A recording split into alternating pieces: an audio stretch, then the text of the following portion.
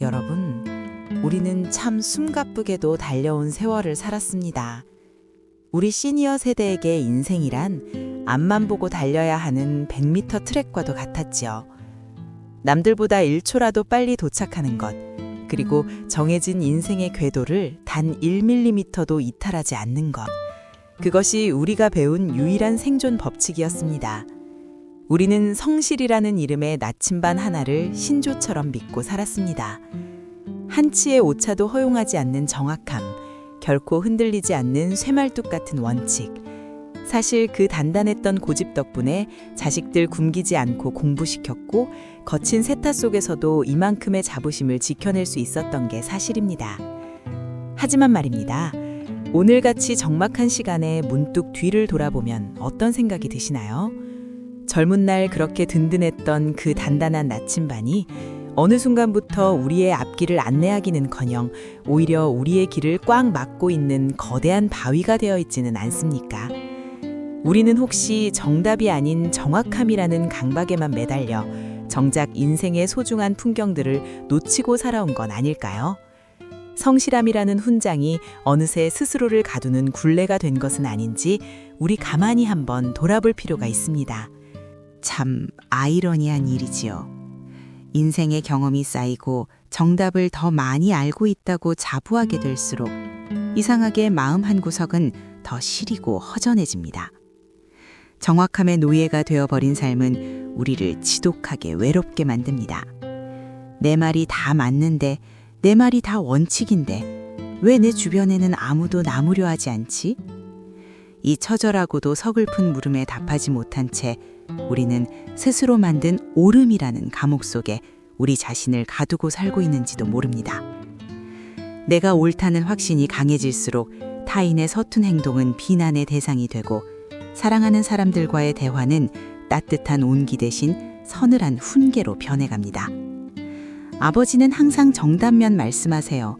그런데 그 정답이 너무 차가워서 숨이 막혀요.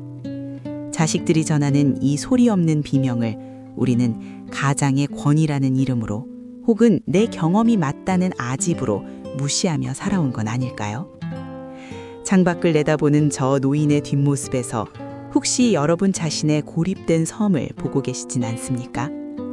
옳음보다 중요한 것은 어쩌면 그 옳음을 전하는 따뜻한 온도였을지도 모릅니다. 성실함이 때로는 사람을 잡는 독이 될 수도 있다는 사실 한 번쯤 생각해 보셨습니까? 한번 정한 것은 끝까지 밀고 나가는 그 융통성 없는 완고함이 결국 우리 인생의 가장 소중한 줄기를 부러뜨리고 맙니다. 몸이 비명을 지르며 이제 좀 쉬어가라고, 제발 속도를 늦추라고 신호를 보내도 우리는 오늘의 할 일이라는 규칙을 어기는 것이 두려워 무작정 내날렸습니다. 1만 보를 채워야 한다는 강박이 무릎에 연고를 갉아먹듯 반드시 일해야 한다는 원칙이 우리 영혼을 갉아먹고 있었던 겁니다. 하지만 무릎이 꺾이고 다리가 멈춰서는 그 절망의 순간에야 우리는 비로소 깨닫게 됩니다. 아, 인생은 정답을 하나하나 채워 넣는 정적인 시험지가 아니었구나.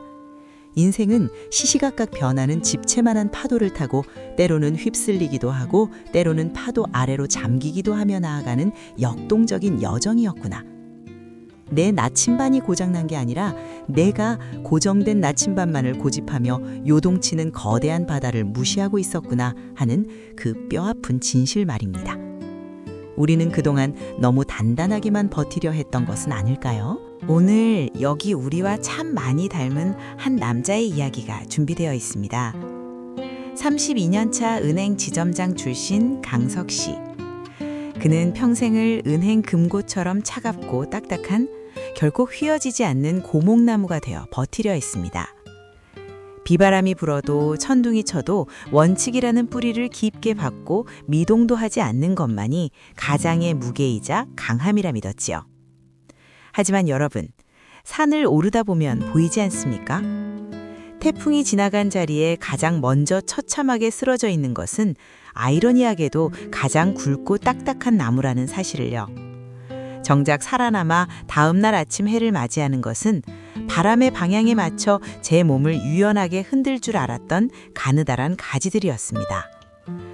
강석 씨는 부러지지 않기 위해 흔들릴 줄 알아야 한다는 그 단순하고도 깊은 진리를 70년 가까운 세월이 흐른 뒤에야 차가운 병상에 누워 배우게 됩니다. 내가 나약하다고 버렸던 그 유연함이 사실은 나를 살릴 마지막 열쇠였다는 것을 말입니다. 우리 인생의 후반전은 어쩌면 더 많이 버티는 것이 아니라 더 잘 흔들리는 법을 배우는 시간일지도 모릅니다. 이제 우리는 그동안 손바닥이 피가 나도록 꽉 쥐고 있던 고장난 나침반을 내려놓으려 합니다. 그리고 우리 마음속 깊은 곳에 잠들어 있던 유연함의 지도를 새로 그리려 합니다. 유연한 마음이 어떻게 보약보다 나은 최고의 노화 방지제가 되는지, 그리고 사랑이 빠진 진리가 왜 칼날보다 무서운 폭력이 되는지, 강석 씨와 함께 떠나는 60분간의 지혜 모자이크. 그 흩어진 조각들을 여러분과 함께 하나씩 맞춰보려 합니다. 이 이야기가 끝날 때쯤 여러분의 거울 속 얼굴에도 강석 씨와 같은 온화하고 넉넉한 미소가 머물기를 진심으로 바랍니다.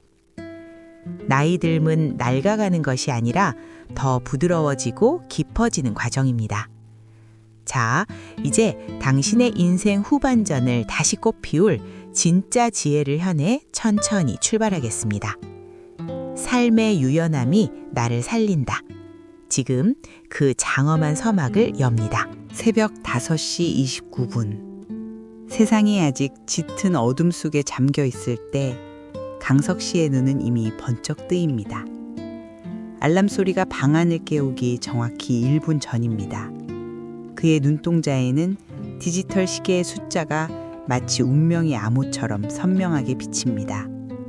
남들에겐 그저 숫자에 불과하겠지만 강석 씨에게 이 숫자는 하루를 시작하는 신성한 명령입니다. 32년 차 은행 지점장 출신인 그에게 정확함은 단순히 습관이 아니라 생존 그 자체였습니다. 단 1원의 오차도, 단 1초의 어긋남을 허용하지 않았던 그 세월이 그의 눈꺼풀 속에 깊게 각인되어 버린 것이죠. 알람이 울리기도 전에 깨어난다는 것, 그것은 자신이 여전히 인생의 통제권을 쥐고 있다는 유일한 증거이자 자부심입니다. 침대에서 일어난 그의 발걸음은 한치의 흐트러짐도 없이 창가로 향합니다. 커튼 사이로 스며드는 푸르스름한 새벽빛을 받으며 그는 스트레칭을 시작합니다. 팔의 각도, 허리의 굽힘, 무릎의 간격까지 마치 자로 잰 듯 정확합니다. 그의 입술은 쉼없이 달싹이며 숫자를 세고 있습니다. 하나, 둘, 셋. 이 숫자는 단순한 카운트가 아닙니다. 어제와 똑같은 오늘을 살겠다는 자기 암시이자 퇴직 후 자칫 무너질 수 있는 자신을 붙잡아두는 보이지 않는 밧줄입니다. 사람들은 말합니다. 이제 좀 편하게 살아도 되지 않느냐고. 하지만 강석 씨에게 편안함은 곧 해이함이고 해이함은 곧 패배를 의미합니다. 욕실로 들어선 그의 앞에는 째깍거리는 아날로그 타이머가 놓여 있습니다. 양치질은 정확히 3분, 세안은 2분. 강석 씨의 욕실은 위생의 공간이라기보다 거대한 공장의 공정 라인과 같습니다. 타이머의 초침 소리는 그의 심장 박동과 맞물려 돌아가고 거울 속 비친 그의 무표정한 안면은 날카로운 조각상처럼 차갑습니다. 비누 거품을 씻어내며 그는 생각합니다. 규칙을 지키는 것만이 늙어가는 육체를 방어하는 유일한 길이라고. 하지만 그가 시간을 통제하려 하면 할수록 거울 속 남자의 얼굴에서는 사람 냄새 나는 온기 대신 기계적인 서늘함만이 짙게 배어나옵니다. 주방으로 이어진 그의 일과는 더욱 치밀해집니다. 식탁 위에는 디지털 저울이 놓여 있고 강석 씨는 밥 한 숟가락을 덜어냈다 올렸다를 반복하며 소수점 단위의 그램 수까지 맞추려 애를 씁니다. 현미밥 210g, 김치 50g. 그에게 식사는 즐거움이 아니라 정교하게 계산된 영양소의 투입 과정입니다. 뒤에서 그 모습을 지켜보는 아내 순희 씨의 눈빛에는 깊은 걱정과 애잔함이 서려 있습니다. 평생을 회사에 바치고 돌아온 남편이 이제는 식탁 위에서 자신만의 전쟁을 치르고 있는 모습이 안쓰럽기 때문입니다.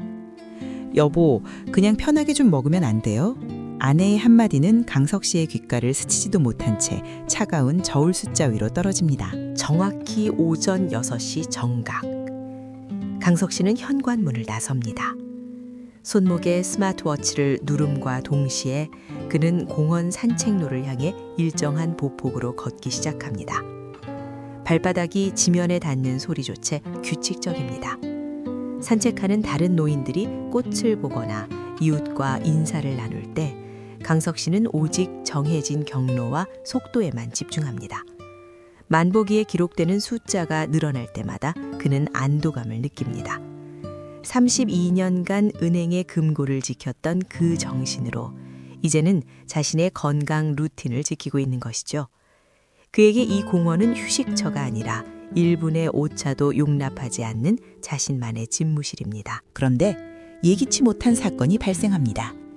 매일 7시 25분이면 도착하던 단골 식당, 밝은 식당의 문이 굳게 닫혀 있습니다. 문에 붙은 장기 휴업이라는 4글자. 강석 씨의 발걸음이 돌덩이처럼 멈춰 섭니다. 평소라면 이 시간에 식당 문을 열고 들어가 정해진 자리에 앉아야 합니다. 당황한 강석 씨의 눈이 미친 듯이 손목시계를 훑습니다.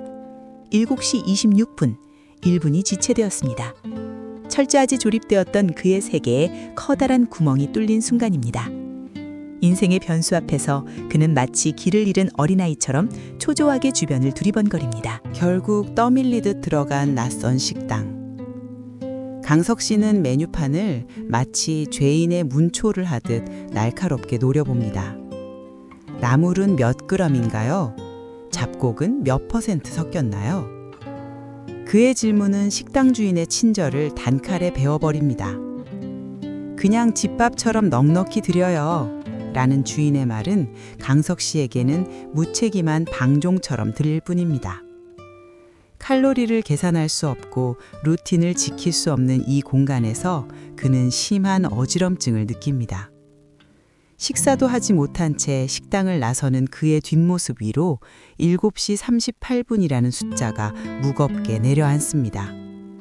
그의 일과는 이미 누더기가 되어버렸습니다. 집으로 돌아온 강석 씨의 얼굴은 분노와 당황으로 벌겋게 달아올라 있습니다. 거실 소파에 앉자마자 그는 전투적으로 혈압계를 팔에 감습니다. 압박대가 조여올수록 그의 미간은 더욱 찌푸려집니다. 혈압계 화면에 뜬 높은 수치. 강석 씨는 그 수치를 보며 소리를 지르고 싶어집니다. 봐, 규칙이 깨지니까 몸이 바로 반응하잖아. 그에게 높은 혈압은 몸이 아픈 신호가 아니라 자신의 통제권이 무너졌다는 패배의 기록입니다. 건강을 지키기 위해 시작한 노력이 오히려 혈압을 올리는 독이 되고 있다는 사실을 그는 아직 인정하지 못합니다. 거실에는 강석 씨의 날카로운 고함이 울려 퍼집니다. 다른 식당 가면 된다니 당신은 내 노력을 비웃는 거야? 걱정스러운 마음으로 다가온 아내 순희 씨에게 그는 독서를 쏟아냅니다.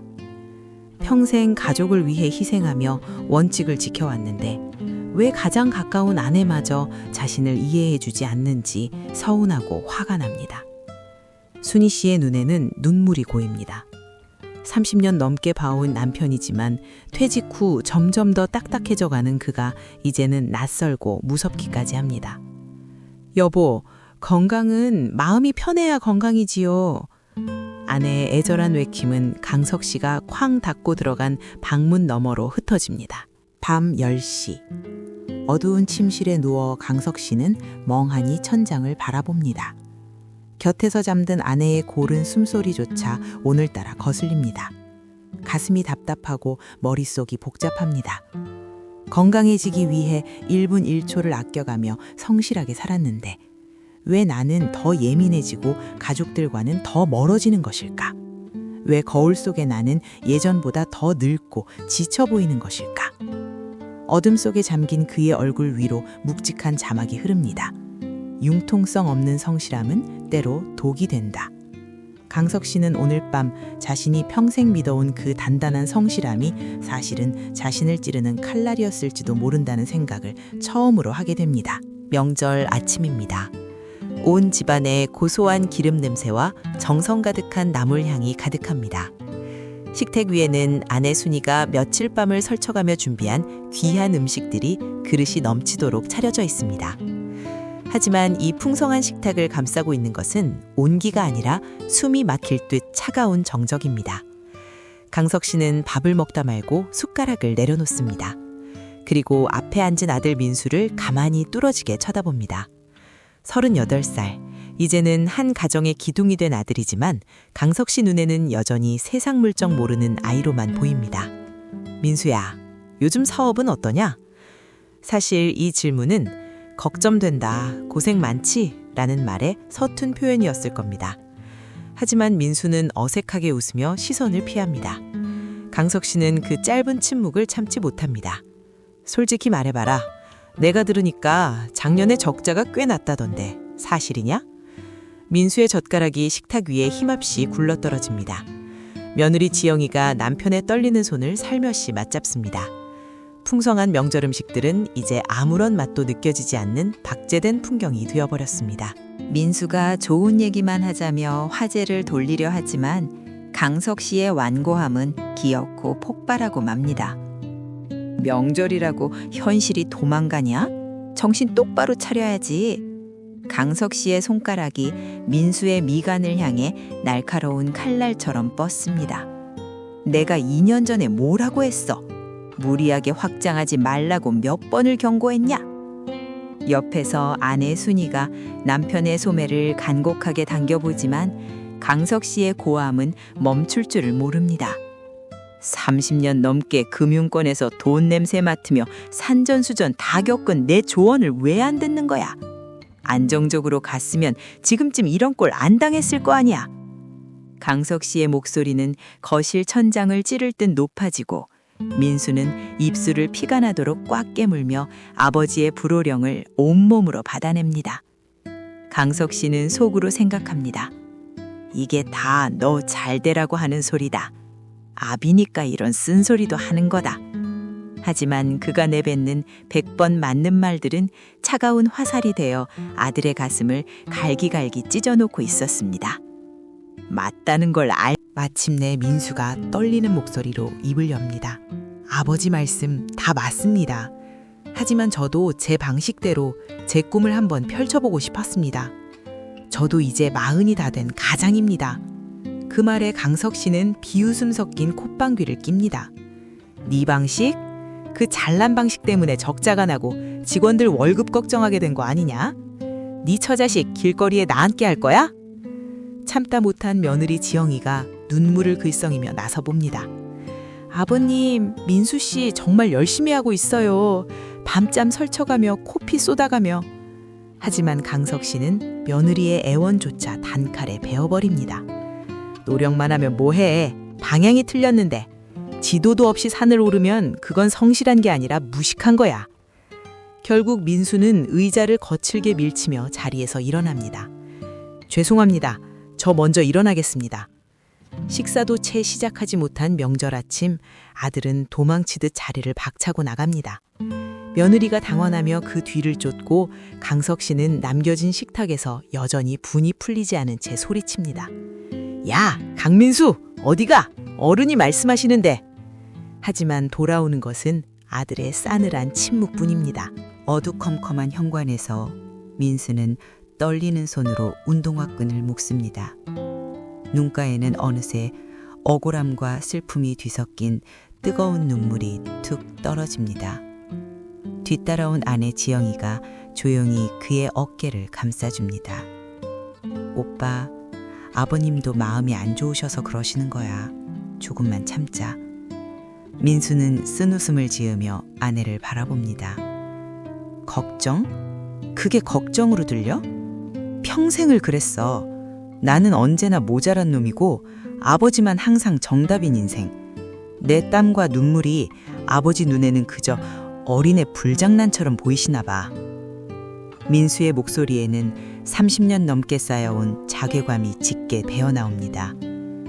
가장 따뜻하고 든든해야 할 명절 아침, 아버지는 아들에게 쉼터가 아니라 절대로 넘을 수 없는 거대한 절벽이었습니다. 다시는 오고 싶지 않아, 이 집은. 숨이 막혀. 민수는 낮은 신음 같은 읍조림과 함께 현관문을 쾅 닫고 나갑니다. 그 굉음이 집안 전체를 흔들며 강석 씨의 가슴 속으로 파고듭니다. 아들이 떠난 자리는 견딜 수 없는 정막만이 흐릅니다. 식탁 위에는 아직 김이 모락모락 나는 흰 쌀밥과 국이 주인을 잃은 채 식어가고 있습니다.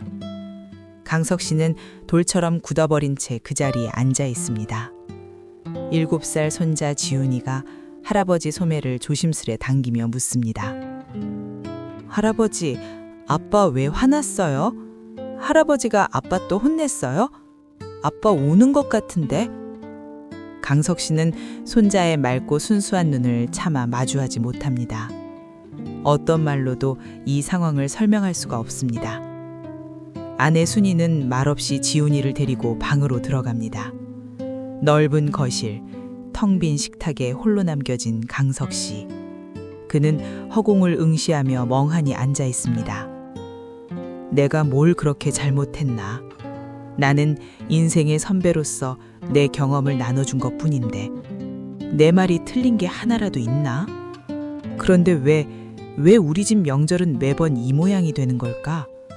그의 가슴 속에 정체물을 쓸쓸함이 차가운 안개처럼 밀려듭니다. 어느덧 해가 지고 저녁이 되었습니다. 강석 씨는 말없이 주방에서 설거지를 하고 있습니다. 그릇 부딪히는 소리만이 정적을 깹니다. 그때 순이가 다가와 옆에 말없이 섭니다. 강석 씨는 고개도 돌리지 않은 채 묻습니다. 내가 틀린 말 했어? 사업을 그렇게 주먹국으로 하면 안 되는 거잖아. 내가 다 겪어본 일이라서 하는 소리야. 순이는 한참을 침묵하다가 무겁게 입을 뗍니다. 아니요. 당신 말 다 맞아요. 틀린 구절 하나 없죠. 강석 씨가 거봐라 하며 고개를 들려는 찰나 순이의 목소리가 이어집니다.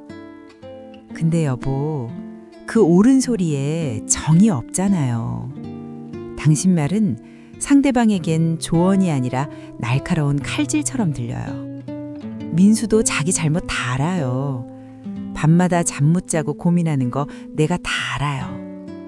근데 명절에 가족들 다 있는 데서 그렇게 자존심을 짓밟아버리면 아들 마음이 어떻겠어요. 아들은 정답을 듣고 싶은 게 아니라 아버지가 한 번만 믿어주길 바랐던 거예요. 강석 씨의 손이 얼어붙은 듯 멈춥니다. 수전에서 떨어지는 물방울 소리가 유난히 크게 가슴을 때립니다. 아내 순이가 건넨 한마디 한마디는 강석 씨의 심장을 깊이 파고듭니다. 당신은 항상 정답만 말해요. 잘못됐다. 내 말 들어라. 내가 옳다. 당신 살면서 틀린 말 한 적은 없죠. 그런데 말이에요, 여보. 살면서 따뜻한 말 한마디 진심으로 건넨 적은 있나요?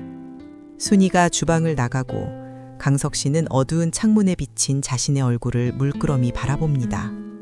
창문에 비친 남자는 참으로 완고하고 메마르고 차가워 보입니다. 평생을 성실하게 가족을 먹여 살리겠다는 일념 하나로 원칙을 지키며 살아왔는데 왜 그 인생의 끝자락에 남은 것은 이런 시린 유리창 너머의 고립뿐일까요? 도와주려고 한 건데 내 진심이 왜 그놈에겐 상처로만 남았을까?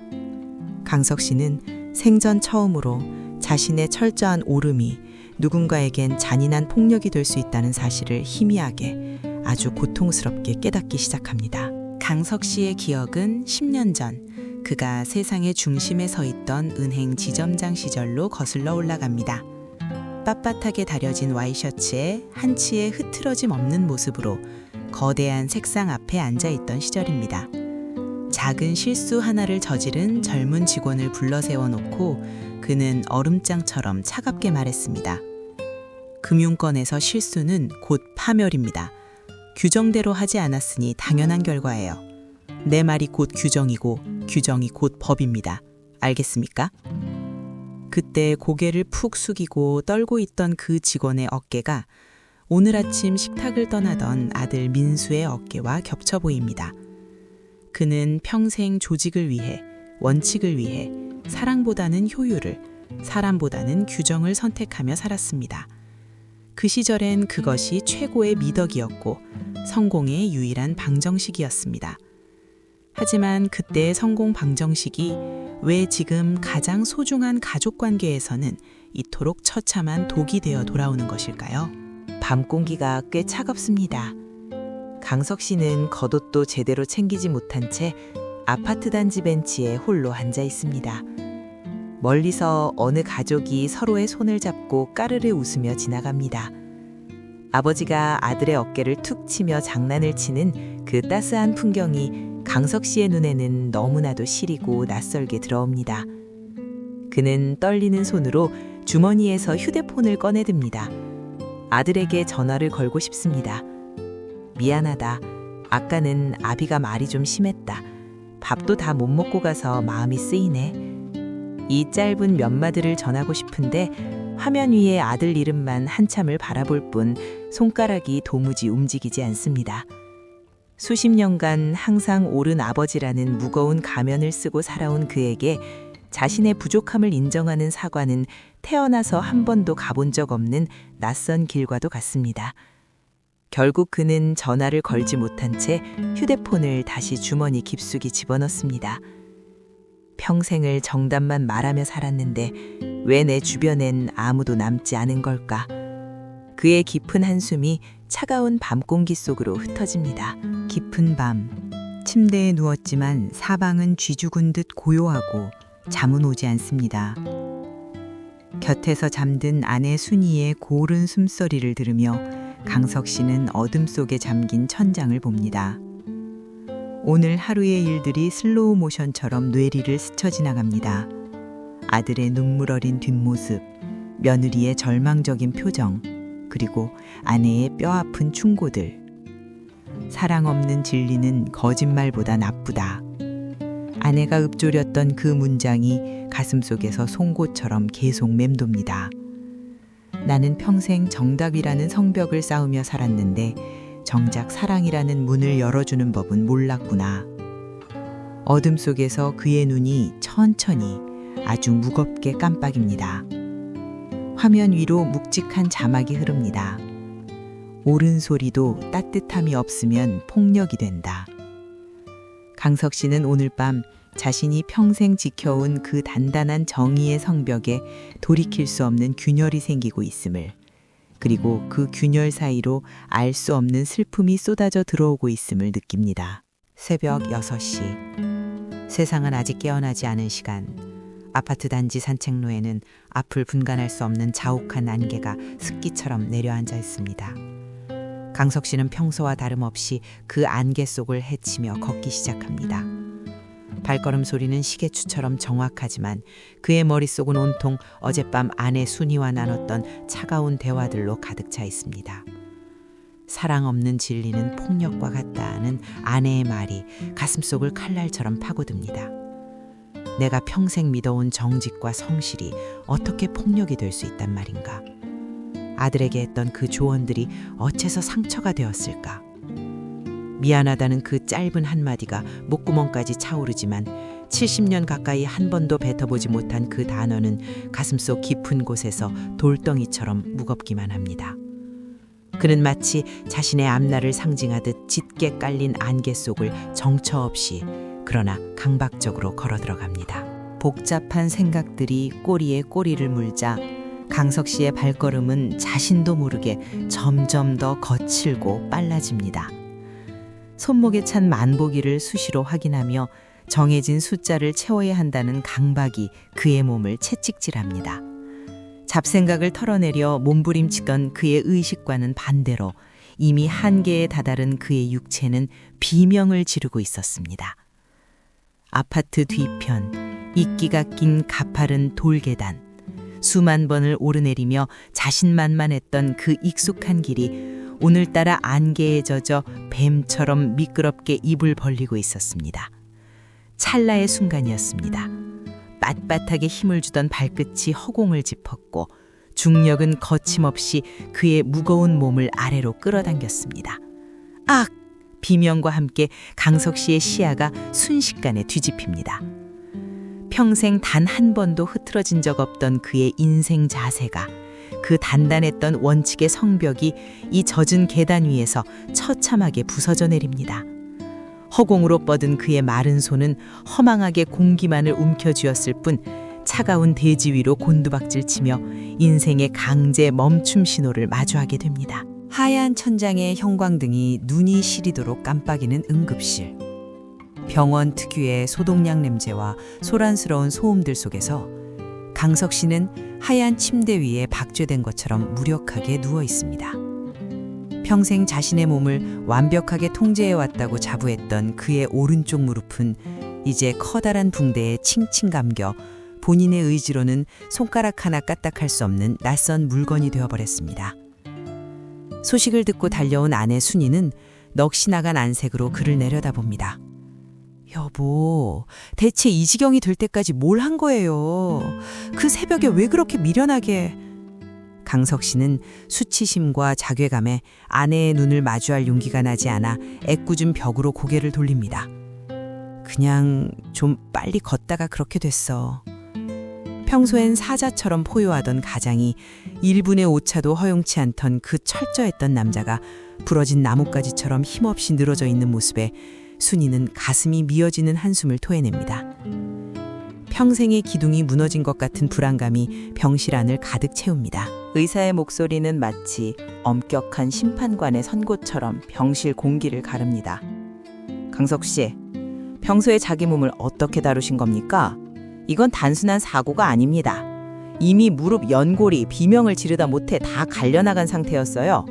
몸이 아프다고 수백 번 신호를 보냈을 텐데 어떻게 참고 걸으신 겁니까? 강석 씨는 마지막 자존심을 쥐어짜며 항변합니다. 저는 건강을 지키기 위해 매일 10,000보씩 한 번도 거르지 않고 규칙을 지켰습니다. 그게 제 원칙이었습니다. 의사는 기가 찬 듯 깊은 한숨을 내쉬며 그의 눈을 똑바로 응시합니다. 그놈의 규칙이 당신 몸이 죽어가는 고통보다 더 중요했습니까? 통증은 당신을 살리려는 신호인데 왜 그걸 정신력이라는 이름으로 무시하고 학대한 건가요? 강석 씨가 평생 신봉해온 일관성이라는 단어를 꺼내려 하자 의사가 단호하게 말을 가로막습니다.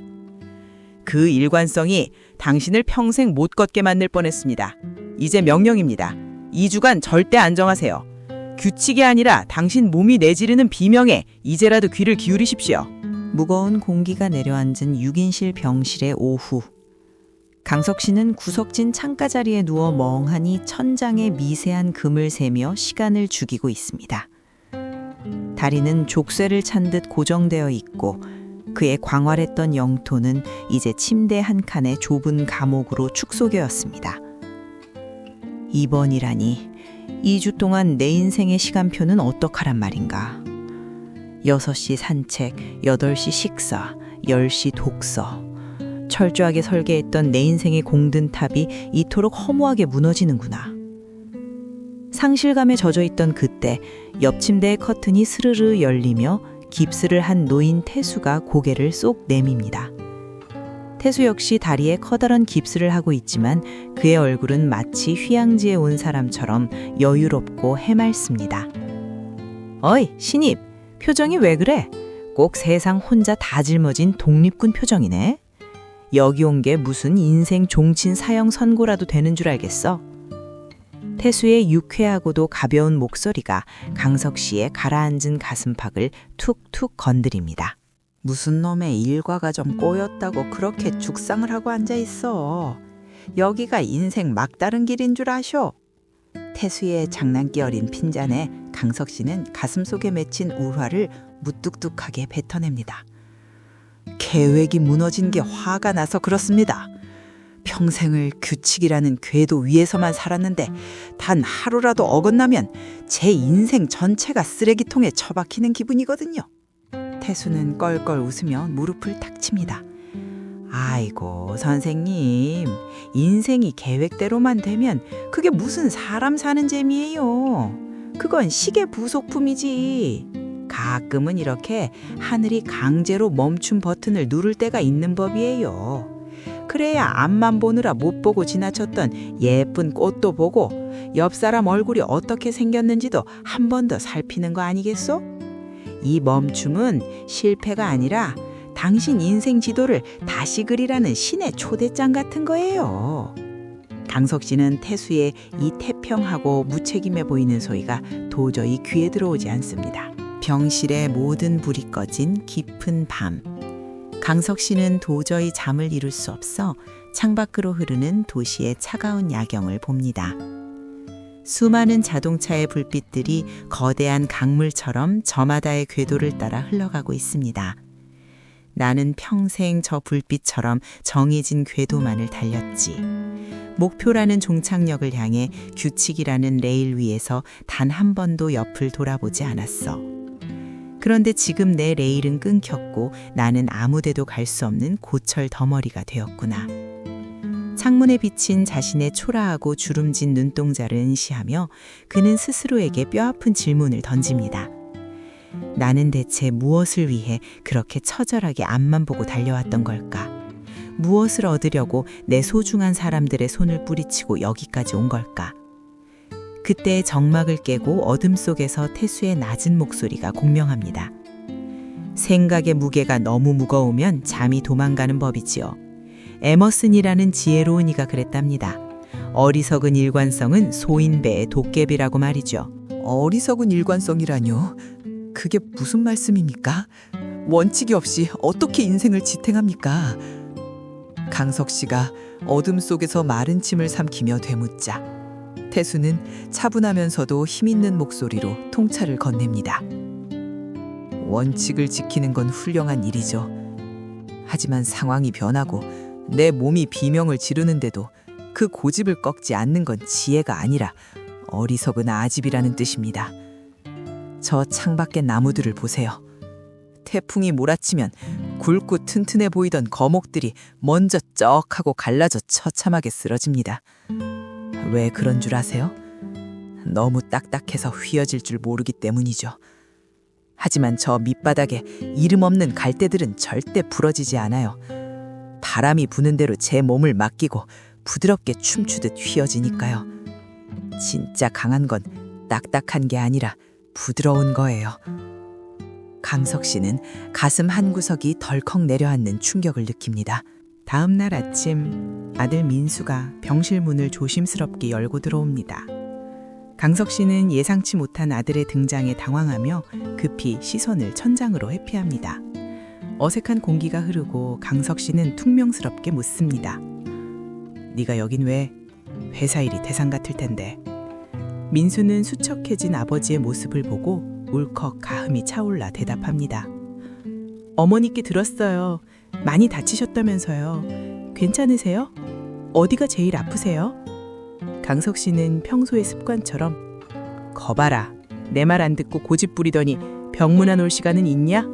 며 날선 훈계를 하려다 입을 꾹 닫습니다. 어젯밤 태수가 들려준 갈대 이야기가 귓가에 쟁쟁했기 때문입니다. 강석 씨는 평생 해본 적 없는 극한의 노력을 다해 한마디를 내뱉습니다. 괜찮다. 별거 아니야. 바쁜데 와줘서 고맙다. 민수는 아버지의 이 낯선 따뜻함에 심장이 멎는 듯 당황하며 고개를 숙입니다. 사업은 어떻게 돼가냐? 강석 씨의 낮은 물음에 민수는 고개를 깊이 떨구며 힘겹게 대답합니다. 정리하고 있습니다. 아버지 말씀대로 제가 너무 무리했던 것 같아요. 죄송합니다. 평소 같으면 내 말이 맞지? 이제야 정신 차렸냐? 라고 득이양양했겠지만 오늘 강석 씨의 가슴에는 날카로운 바늘에 찔린 듯한 통증이 느껴집니다. 아니, 힘들었겠구나. 아비가 미안하다. 강석 씨의 입에서 나온 그 한마디에 민수는 놀란 눈으로 아버지를 바라봅니다. 강석 씨의 눈에 뜨거운 눈물이 고여 흐릅니다. 나는 아들을 지키고 싶어서 딱딱한 방패가 되려 했지만 결국 내 딱딱함이 아들을 아프게 했고 나 자신을 부러뜨렸구나.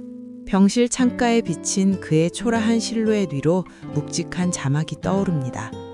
부러지지 않는 것이 강함이 아니라 휘어질 줄 아는 것이 진짜 강함이다. 병실의 아침은 차가운 소독약 냄새가 아니라 창살 사이를 비집고 들어온 눈부신 아침 햇살로부터 시작됩니다. 강석 씨는 침대 끝에 위태롭게 걸터 앉아 멍하니 창밖을 내다봅니다. 70평생 한 번도 멈춰본 적 없는 인생의 시계가 이곳 병실에서 비로소 멈춰섰음을 느낍니다.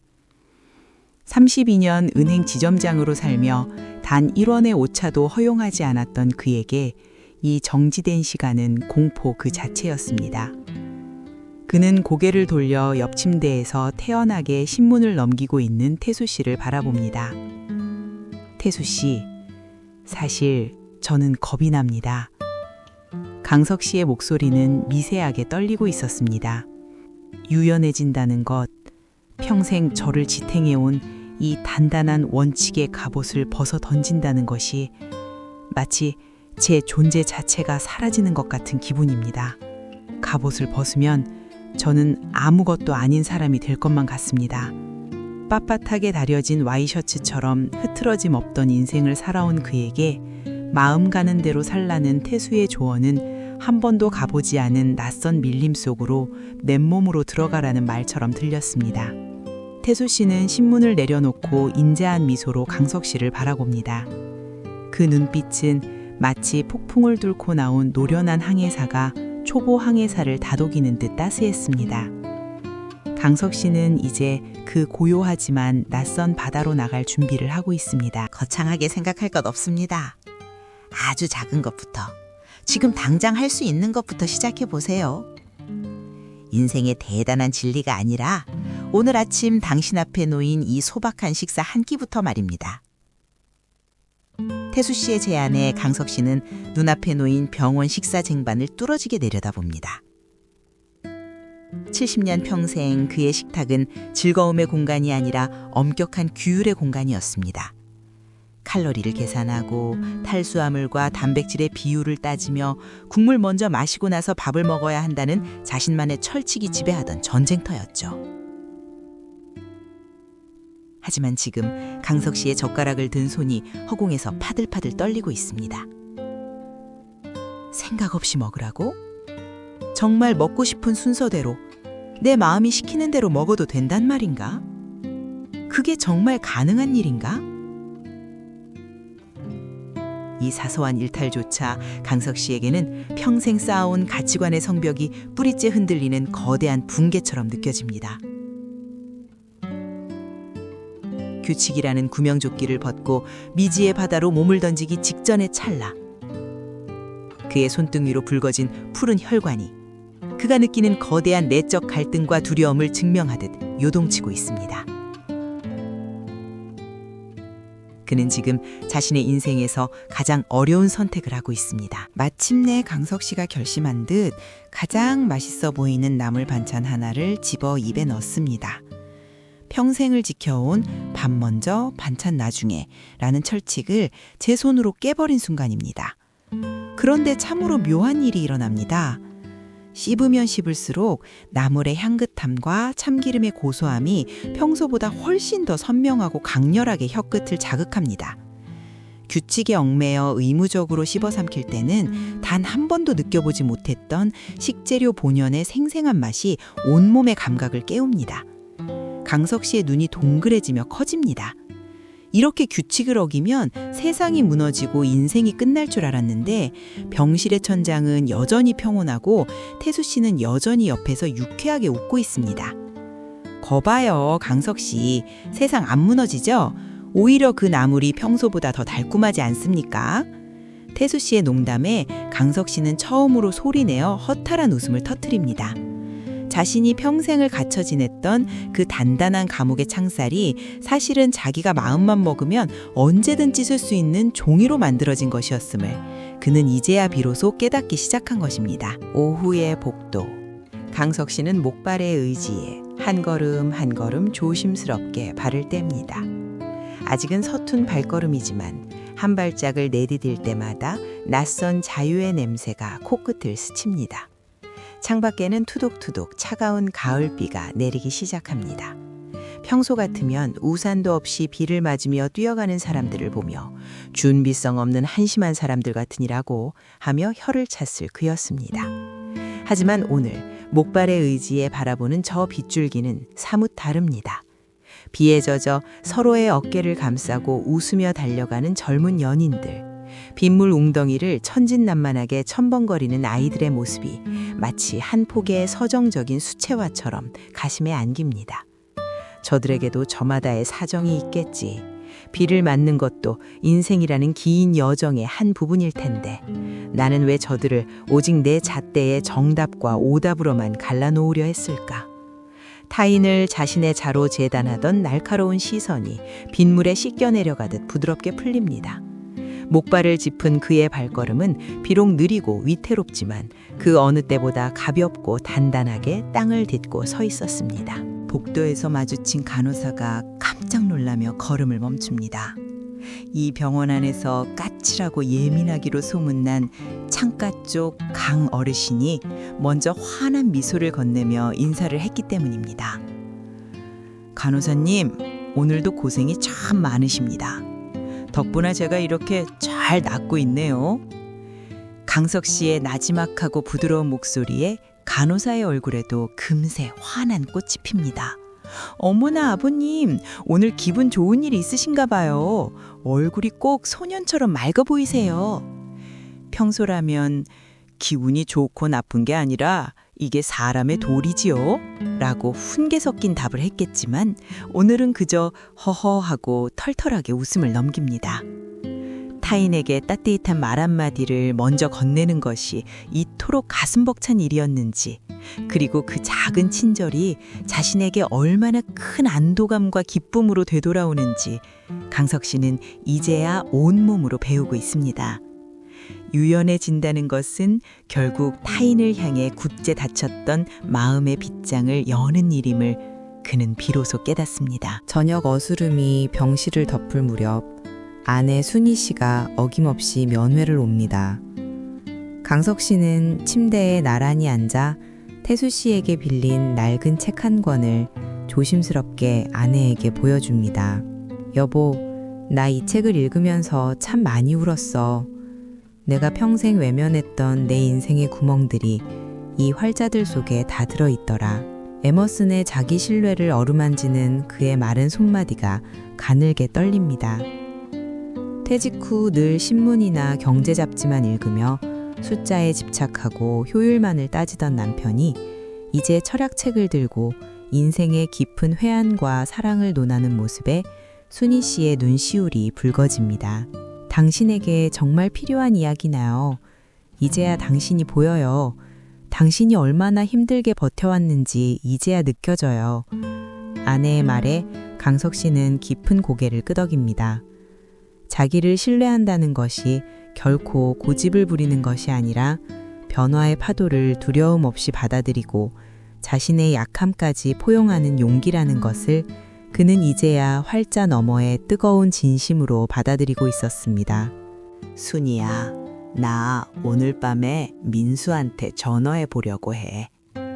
강석 씨의 이 한마디에 순이 씨는 놀라 남편의 거친 손을 두 손으로 꼭 맞잡습니다.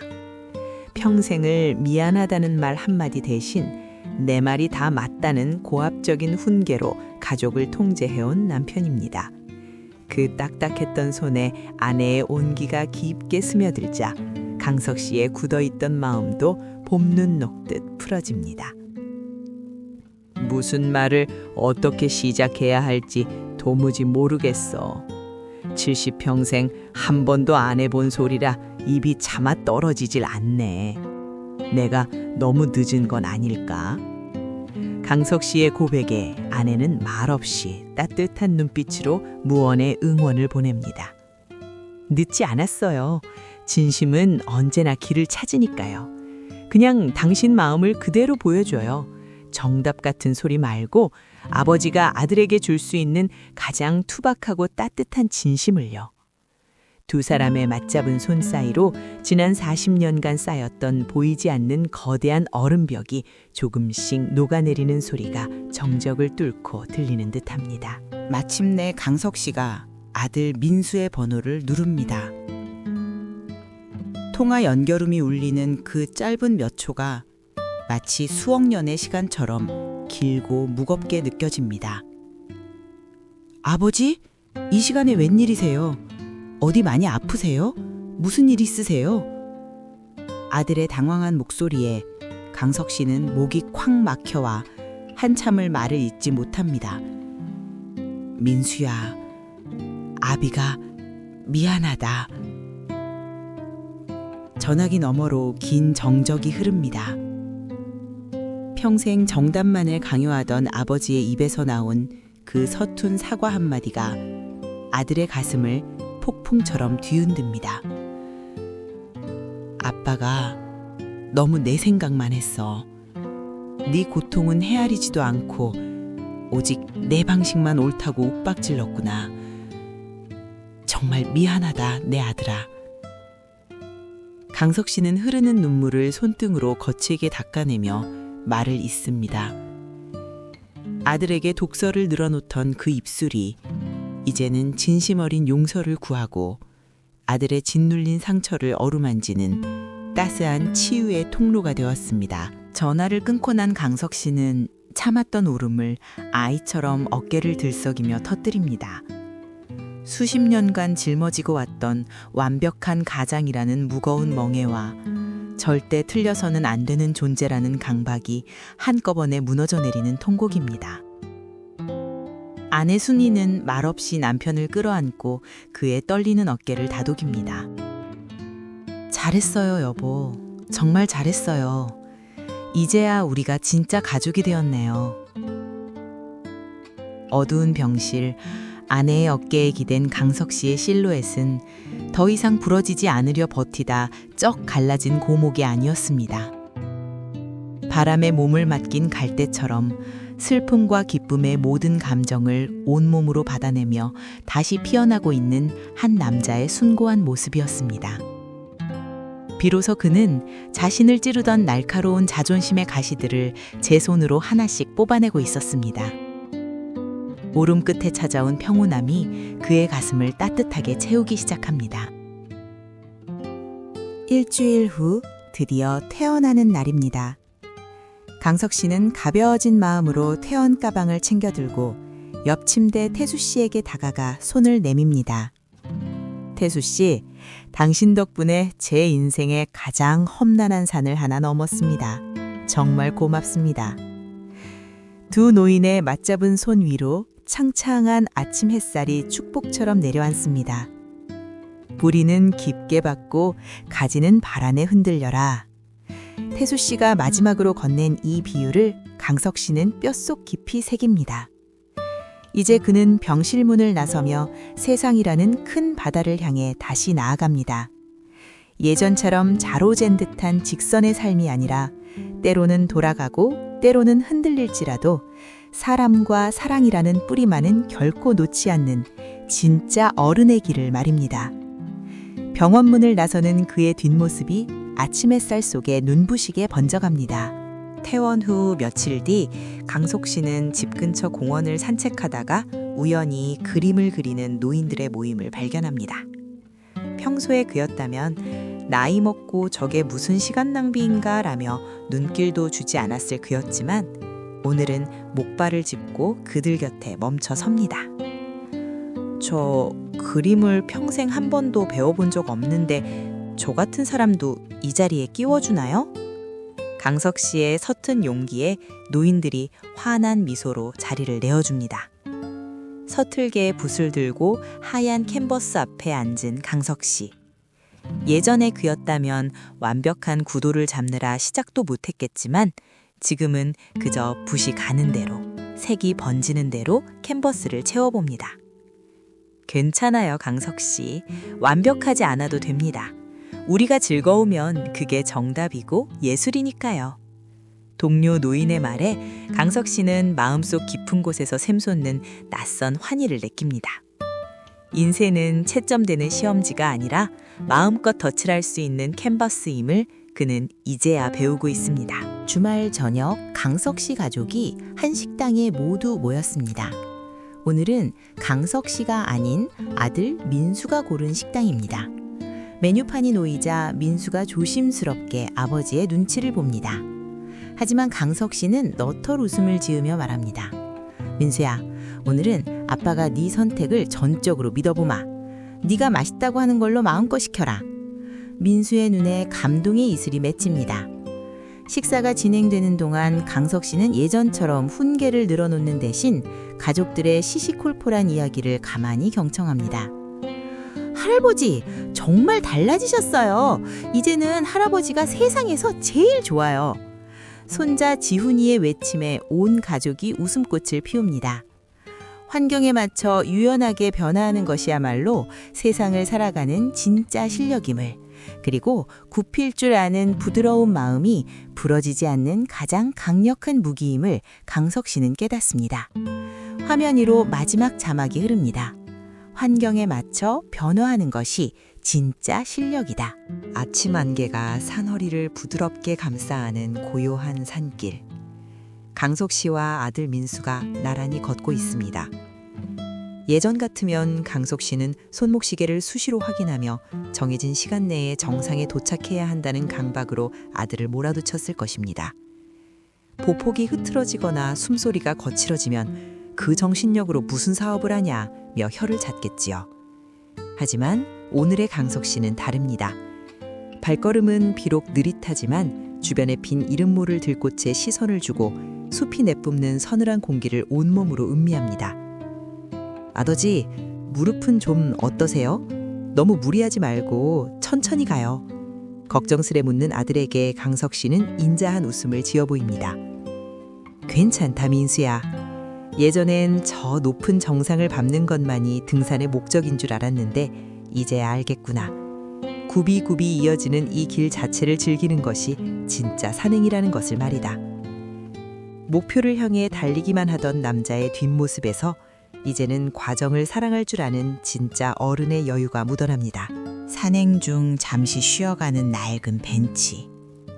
강석 씨는 곁에 앉은 아들 민수의 어깨를 가만히 감싸줍니다. 그의 마른 손마디에 진심 어린 떨림이 실립니다. 민수야, 아빠가 너한테 미안한 게 참 많구나. 특히 너한테 오직 아빠 기준의 성공만을 강요했던 것 정말 미안하다. 강석 씨의 눈동자에는 지난 세월에 대한 깊은 참회가 서려 있습니다. 평생을 정답이라는 감옥에 갇혀 살며 자식의 꿈조차 그 정답지에 맞추려 했던 자신의 오만함을 고백합니다. 민수야, 이제는 네 방식대로 살아라. 아빠의 지도에 갇히지 말고 네가 가고 싶은 길을 가렴. 가다가 넘어져도 괜찮고 조금 돌아가도 아무 문제 없다. 네가 어떤 길을 걷든 이 아빠가 언제나 네 옆에서 든든한 버팀목이 되어줄게. 아버지가 처음으로 건넨 실패해도 괜찮다는 허락. 그것은 30년 넘게 아들의 어깨를 짓누르던 무거운 바위를 내려놓게 하는 구원의 메시지였습니다. 아버지의 떨리는 고백에 민수는 끝내 참았던 울음을 터뜨립니다. 38의 장성한 아들이 아버지를 꽉 껴안고 아이처럼 어깨를 들썩입니다. 감사합니다, 아버지. 정말 감사합니다. 제가 평생토록 듣고 싶었던 말이 바로 그 한마디였어요. 아버지가 저를 믿어주신다는 그 말 한마디면 충분했습니다. 강석 씨는 아들의 등을 투박하지만 따뜻하게 토닥입니다. 미안하다, 내 아들아. 아비가 너무 늦었지? 이 쉬운 말을 하는데 70년이 걸렸구나. 아들의 뜨거운 눈물이 강석 씨의 어깨를 적시고 산속의 고요한 공기는 두 사람의 오랜 갈등이 녹아내리는 소리로 가득 찹니다. 멈췄던 시간이 다시 흐르기 시작하고 끊어졌던 부자간의 마음의 끈이 다시 단단하게 매듭지어집니다. 비로소 두 사람은 서로의 아픔을 보듬으며 진짜 가족으로 다시 태어나는 숭고한 순간을 맞이하고 있습니다. 따사로운 오후 햇살이 비치는 시니어 센터의 강연장. 강석 씨가 마이크를 잡고 무대 중앙에 섭니다. 청중석에는 그와 비슷한 주름을 가진 수십 명의 시니어가 호기심 가득한 눈빛으로 그를 바라보고 있습니다. 강연장 맨 뒤편, 아내 순희 씨가 남편의 새로운 도전을 흐뭇한 눈빛으로 응원하고 있습니다. 강석 씨는 깊은 숨을 들이마시고 인자하게 웃으며 입을 뗍니다. 안녕하세요, 여러분. 저는 평생을 정확함이라는 우상 아래 살았던 강석이라고 합니다. 오늘 저는 화려한 성공담이 아니라 제 부끄러운 실패와 뒤늦은 깨달음을 여러분과 나누고 싶어 이 자리에 섰습니다. 그의 목소리는 예전의 날선 명령조가 아닙니다. 한 문장 한 문장에 삶의 무게와 진정성이 실려 청중들의 가슴으로 부드럽게 스며듭니다. 이제 그는 지시하는 리더가 아니라 자신의 아픔을 나누며 타인을 위로하는 진정한 이야기꾼이 되어 있었습니다. 강석 씨의 이야기가 깊어질수록 강연장은 숨소리조차 들리지 않을 만큼 정적에 휩싸입니다. 저는 평생 1분의 오차도 허용하지 않는 정확함의 노예였습니다. 그것이 저를 지점장으로 만들었고 남부럽지 않은 성공을 가져다 준 줄 알았습니다. 하지만 여러분, 그 정확함이 정작 가장 소중한 제 가족을 제 곁에서 멀어지게 만들었습니다. 제 몸까지 망가뜨렸죠. 청중석 여기저기서 낮은 한숨과 고개가 끄덕여지는 소리가 들립니다. 무릎을 다쳐 차가운 병실에 누워있을 때 저는 70평생 처음으로 제 인생의 브레이크를 밟았습니다. 앞만 보고 달리느라 놓쳤던 주변의 풍경들, 아내의 눈물, 아들의 고통, 그제야 비로소 제 눈에 들어오기 시작하더군요. 강석 씨의 고백은 여기 모인 모든 시니어의 가슴속 어딘가에 숨겨둔 자신들의 상처를 건드리고 있었습니다. 한 시니어가 손을 들고 묻습니다. 강석 씨, 평생을 그렇게 살아오셨는데 갑자기 변하는 게 정말 가능합니까? 그게 어떻게 되던가요? 강석 씨는 환하게 웃으며 대답합니다. 물론 쉽지 않았습니다. 하지만 에머슨이라는 철학자의 말을 가슴에 새겼습니다. 어리석은 일관성은 소인배의 도깨비다. 상황이 변하고 내몽이 비명을 지르는데도 과거의 원칙만 고집하는 것은 지혜가 아니라 어리석음이란 뜻이지요. 저는 그 도깨비에게 휘둘리며 평생을 살았던 겁니다. 원칙을 지키는 것은 좋지만 그 원칙이 사람보다 위에 있어서는 안 된다는 것을 이제야 배웠습니다.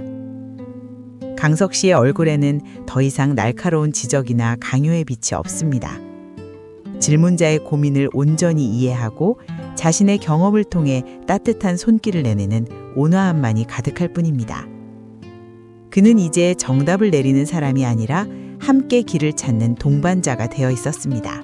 그리고 여러분, 도스토옙스키는 말했습니다. 사랑 없는 진리는 거짓말보다 나쁘다고요. 저는 평생 가족들에게 옳은 말만 했습니다.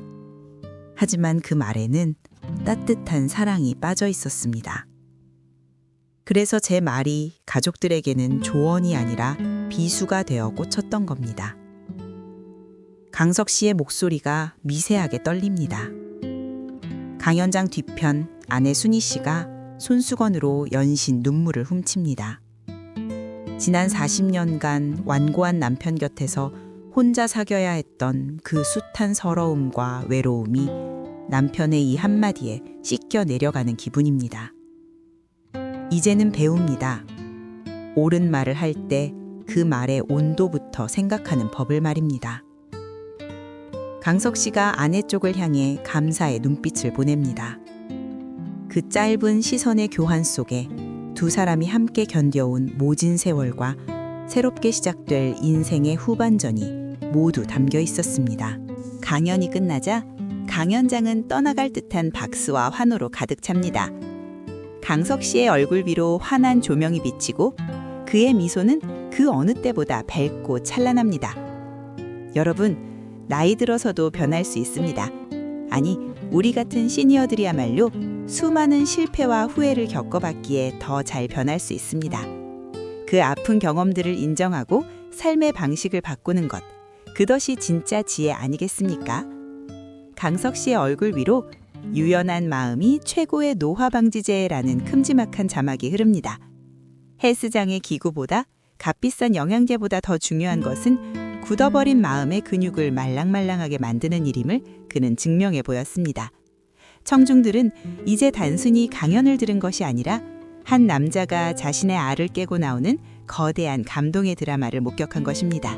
붉게 물든 노을이 하늘을 가득 채운 저녁 공원. 강석 씨와 순희 씨가 벤치에 나란히 앉아 석양을 바라봅니다. 강석 씨가 아내의 거친 손을 가만히 잡습니다. 순희야, 고맙다. 40년 동안 이 딱딱하고 재미없는 남편 곁을 묵묵히 지켜줘서 정말 고맙고 미안하다.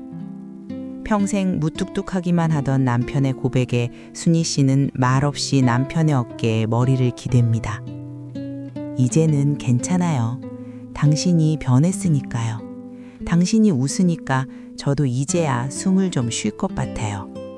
두 사람의 실루엣이 저무는 해를 배경으로 한 폭의 그림처럼 번져갑니다.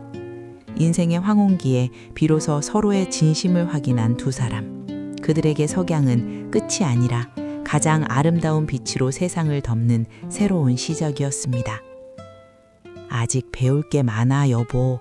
가끔 예전 고집이 나올지도 몰라. 괜찮아요. 천천히 가요. 우리에겐 아직 남은 시간이 많으니까요.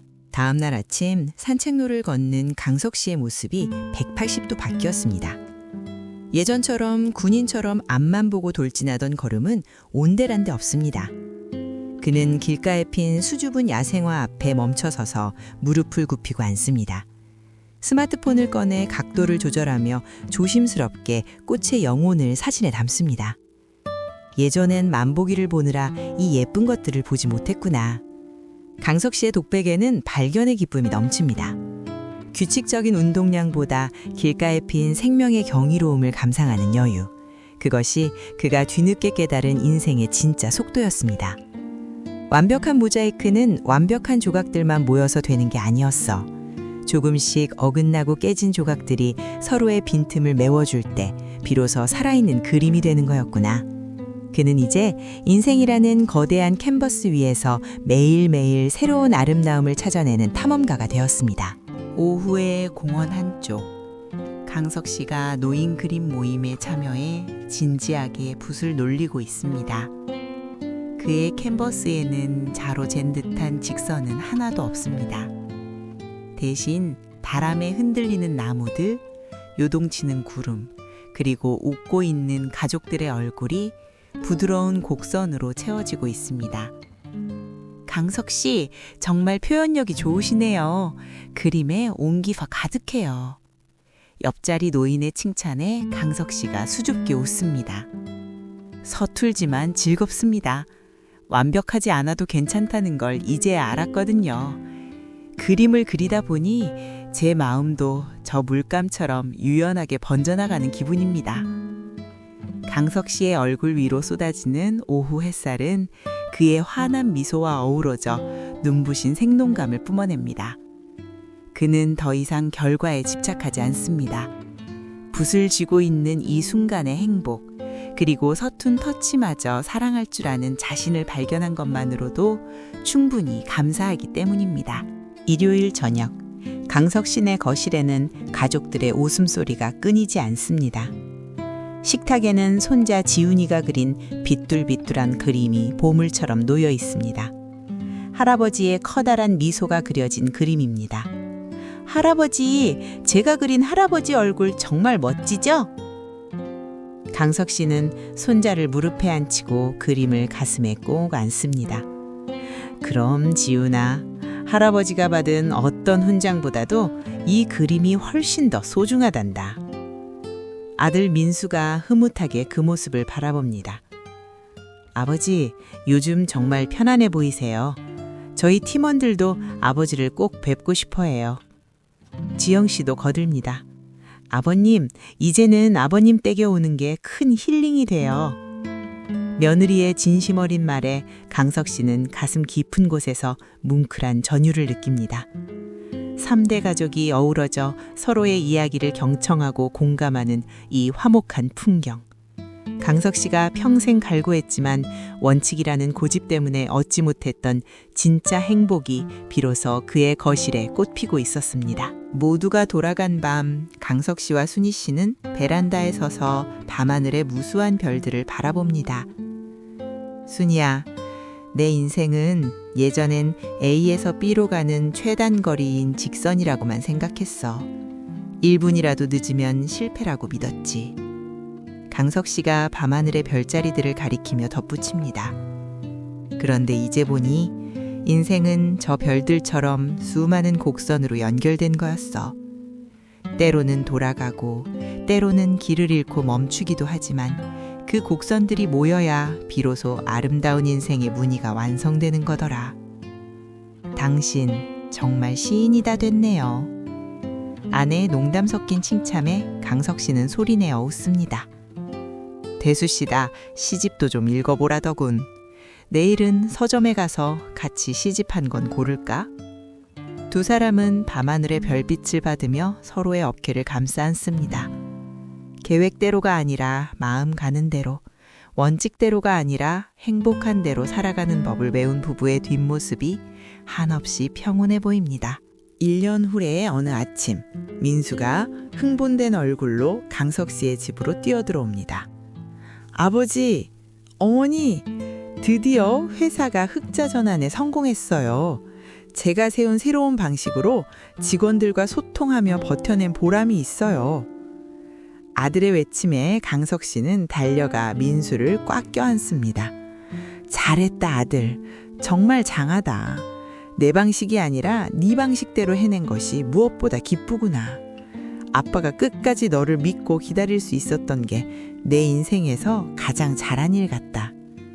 아들의 성공을 진심으로 기뻐하며 함께 눈물 흘리는 아버지. 이제 강석 씨는 자식의 성취를 자신의 통제력의 결과물로 보지 않습니다. 아들의 고유한 인생을 존중하고 그가 스스로 꽃피울 때까지 따뜻하게 지켜봐주는 진정한 조력자가 되었습니다. 순희 씨까지 가세해 세 사람이 서로를 부둥켜하는 거실에는 지난 세월의 아픔을 모두 씻어내는 감격의 눈물과 환희가 가득 찼습니다. 강석 씨는 이제야 깨닫습니다. 진정한 성공이란 목표를 이루는 것이 아니라 사랑하는 사람과 함께 기쁨을 나누는 것이라는 사실을 말입니다. 붉게 타오르는 노을이 온 세상을 황금빛으로 물들이는 평화로운 오후의 공원 벤치. 강석 씨는 이제 그 풍경의 일부가 된 듯 편안하게 앉아 있습니다. 예전에 그 날카롭고 예민했던 지점장 시절의 기운은 찾아볼 수 없을 만큼 그의 얼굴에는 깊고 인자한 평온함이 자리 잡았습니다. 곁에 앉은 태수 씨가 슬며시 말을 건넵니다. 강석 씨, 요즘 시니어 센터에서 강석 씨 소문이 자자해요. 은행 지점장까지 하신 분이 자기 실패담을 그렇게 솔직하게 나누신다면서요? 강석 씨는 허허 웃으며 대답합니다. 실패담이 맞지요? 아니, 실패담이라기보다는 길을 잃었던 이야기라고 해두지요. 70평생 정답이라고 믿고 달려왔던 길이 사실은 막다른 골목이었다는 걸 인정하는데 참 오랜 시간이 걸렸습니다. 태수 씨는 고개를 끄덕이며 강석 씨의 어깨를 툭 칩니다. 그게 진짜 용기예요. 자신의 무너진 모습을 남들에게 보여줄 수 있다는 건 이제 더 이상 무너질 것이 없는 진짜 강한 사람이 됐다는 뜻이니까요. 누군가에겐 그 실패담이 인생의 유일한 등불이 될지도 모릅니다.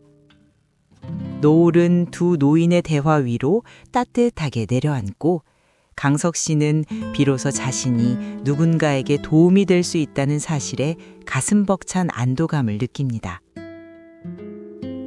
강석 씨는 문득 벤치 앞에 서 있는 거대한 느티나무 한 그루를 응시합니다. 굵직한 뿌리는 땅속 깊이 박혀 꿈쩍도 하지 않는데 그 위로 뻗은 수많은 가지는 가을바람을 따라 자유롭게 춤을 추고 있습니다. 태수 씨, 제가 요즘 유연하게 살려고 노력 중인데 한편으론 겁이 납니다. 유연해진다는 게 제가 평생 지켜온 원칙이나 가치관을 통째로 버려야 한다는 뜻은 아니겠지요? 태수 씨가 나무를 가리키며 인자하게 답합니다. 당연하죠, 강석 씨. 저 나무를 보세요. 땅속 깊이 박힌 저 뿌리가 바로 강석 씨의 원칙입니다. 그 뿌리가 단단해야 나무가 서 있을 수 있죠. 하지만 가지마저 뿌리처럼 딱딱하면 태풍에 부러지고 맙니다. 가지는 바람을 따라 흔들려야 해요. 그게 유연함이죠. 강석 씨는 그 비유를 가슴 깊이 새기며 미소 짓습니다. 제 뿌리는 가족을 사랑한다는 것, 그리고 정직하게 살고 싶다는 것이었군요.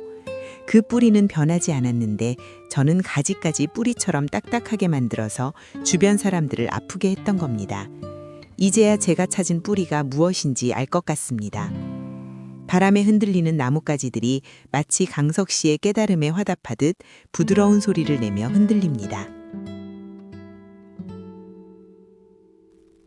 태수 씨와의 대화를 마치고 돌아오는 길, 강석 씨는 집 앞 현관문 앞에서 잠시 발걸음을 멈춥니다. 가로등 조명이 밤의 어둠을 따뜻하게 밀어내고 있고, 고개를 들어본 밤하늘에는 보석 같은 별들이 수놓아져 있습니다. 예전 같으면 빨리 들어가서 쉬고 내일 6시 기상을 준비해야지 라며 시계를 보았을 테지만 지금은 그저 이 밤의 정취를 온몸으로 만끽합니다. 유연한 마음.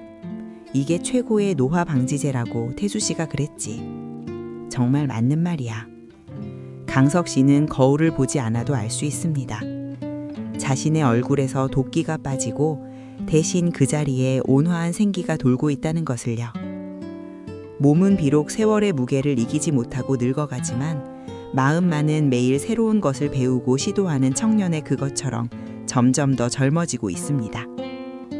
현관 손잡이를 잡는 그의 손에는 더 이상 강박적인 떨림이 없습니다. 그저 가족들이 기다리는 따뜻한 안식처로 들어가는 가장의 설렘만이 가득할 뿐입니다. 생일 축하합니다. 생일 축하합니다. 현관문을 열자마자 쏟아지는 가족들의 환호성과 노래. 거실 한복판에는 강석 씨의 69번째 생일을 축하하는 케이크가 놓여 있습니다. 69개의 촛불이 뿜어내는 열기가 거실을 환하게 밝힙니다. 강석 씨는 잠시 멍하니 그 불꽃들을 바라봅니다. 69년, 참으로 길고도 험난한 세월이었구나. 아내 순이가 우시며 말합니다. 여보, 뭐해? 어서 소원 빌어야지. 강석 씨는 천천히 눈을 감습니다. 예전 같으면 건강하게 해주시고 내 계획이 차질 없이 진행되게 해주소서라고 빌었을 것입니다. 하지만 지금 그의 마음속 소원은 전혀 다릅니다. 남은 여생 더 유연하게 살게 해주소서. 옳음보다는 사랑을 먼저 말하게 하시고 사랑하는 사람들과 이 따뜻한 온기를 더 오래 나눌 수 있게 하소서. 촛불을 힘차게 부는 그의 얼굴 위로 가족들의 박수 소리가 파도처럼 밀려옵니다. 케이크를 자르는 그의 손은 비록 조금 떨리지만 그 어느 때보다 행복한 미소가 입가에 번집니다. 성대한 파티가 끝나고 깊은 밤, 강석 씨는 홀로 베란다에 나와 밤하늘을 응시합니다. 어느새 다가온 아내 순이가 그의 허리를 가만히 안아줍니다. 여보, 무슨 생각해요? 강석 씨는 아내의 손을 겹쳐 잡으며 대답합니다. 69년 동안 참 많이도 틀리며 살았구나 싶어서. 그런데 신기하지?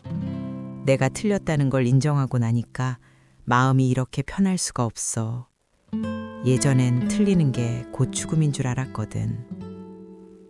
순희 씨가 남편의 어깨에 머리를 기대며 속삭입니다. 틀린 게 아니에요. 그때는 그게 당신이 할 수 있는 최선의 정답이었던 거죠. 이제 새로운 답을 찾았으니 된 거예요. 강석 씨는 아내를 돌려 세워 품에 꼭 안습니다. 고맙다, 순이야. 고집불통인 남편 곁에서 40년을 버텨줘서. 앞으로는 더 부드럽게, 더 따뜻하게 당신을 아껴줄게. 도시의 야경이 멀리서 반짝이고 밤하늘의 별들이 두 사람의 약속을 축복하듯 빛납니다. 그들은 이제 직선의 경쟁이 아닌 곡선의 평화를 선택한 동반자로서 그 자리에 서 있습니다. 강석 씨의 일상은 이제 안아주는 삶으로 가득 차 있습니다. 주말마다 찾아오는 아들 민수를 현관에서부터 꽉 껴안으며 고생했다 아들아 라고 속삭입니다. 예전엔 사업은 어떠냐는 취조부터 시작했던 그였습니다. 며느리 지영이에게는 와줘서 고맙다 지영아 라며 따뜻한 손길을 건네고 손자 지훈이는 품에 넣을 듯 안아주며 함께 뒹굽니다. 화면 속에서 강석 씨가 가족 한 명 한 명을 진심을 다해 안아주는 모습들이 지나갑니다. 그 포옹은 단순한 신체 접촉이 아니라 지난 세월 자신이 쌓아올린 벽을 허물고 상대의 심장 소리를 듣겠다는 화해의 몸짓입니다. 인생은 정답을 찾는 게임이 아니었어. 사랑하며 살아가는 긴 여정이었지. 완벽하지 않아도 괜찮아. 계획대로 되지 않아도 아무 상관없어. 중요한 건 지금 내 옆에 있는 이 소중한 사람들을 얼마나 따뜻하게 안아줄 수 있느냐는 거야. 강석 씨의 내레이션 위로 가족들의 웃음소리가 겹쳐집니다. 화면 가득 강석 씨의 얼굴이 클로즈업 됩니다. 깊게 팬 주름 골마다 인생의 고난을 이겨낸 훈장 같은 지혜가 담겨 있습니다. 그의 눈동자는 이제 세상을 심판하지 않습니다. 그저 존재만으로도 아름다운 것들을 인자하게 긍정할 뿐입니다. 강석 씨가 카메라를 향해 혹은 이 영상을 보고 있는 모든 시니어에게 말하는 듯한 인자한 미소를 짓습니다. 삶의 유연함이 저를 살렸습니다. 여러분도 이제 그 무거운 나침반을 내려놓고 당신만의 아름다운 곡선을 그려보시길 바랍니다. 그의 얼굴 위로 눈부시게 밝은 빛이 서서히 번져나갑니다. 그 빛은 모든 딱딱한 것들을 녹이고 모든 상처받은 것들을 치유하는 생명의 빛입니다.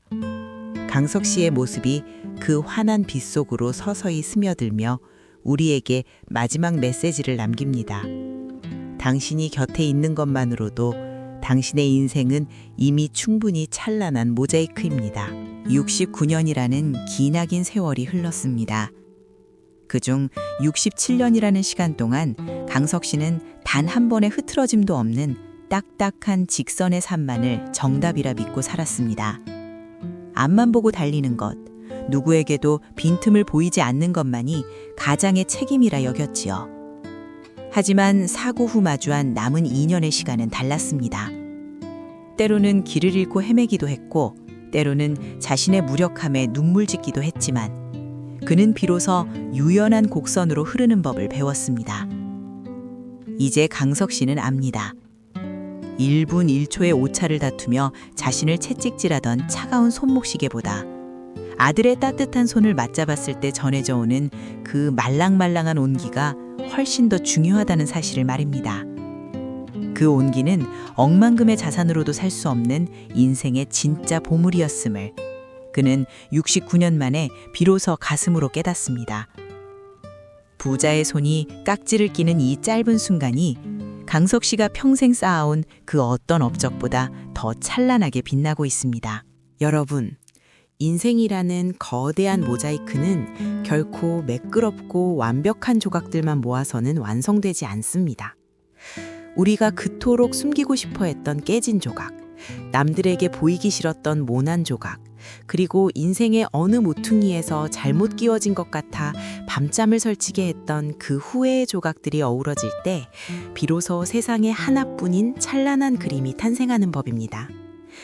우리가 스스로를 자책하며 밀어냈던 그 수많은 실수와 오답들이 사실은 우리 인생이라는 작품을 가장 인간답고 아름답게 만드는 결정적인 조각들이었습니다. 완벽하지 않아도 괜찮습니다. 아니, 완벽하지 않기에 우리는 서로를 안아줄 수 있고 서로의 빈틈을 채워줄 수 있는 것입니다.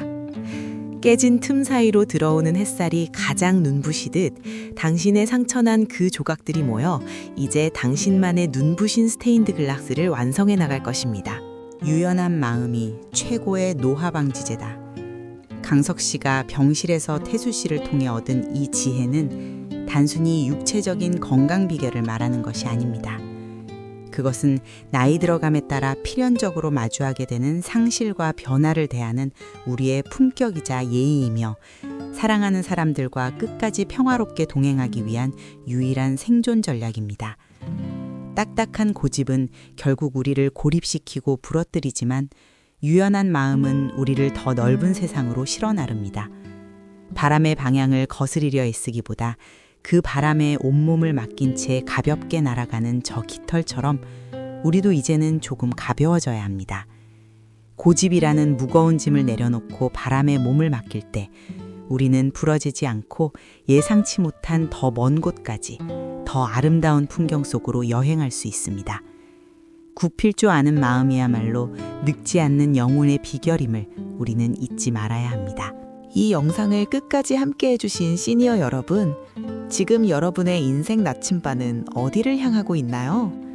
혹시 그 나침반을 너무 꽉 쥐고 있느라 당신의 손바닥에 깊은 상처가 나지는 않았나요? 정답을 찾기 위해 혹은 자존심을 지키기 위해 당신 스스로를 너무 혹독하게 밀어붙이고 있지는 않나요? 이제 조금은 느슨해져도 괜찮습니다.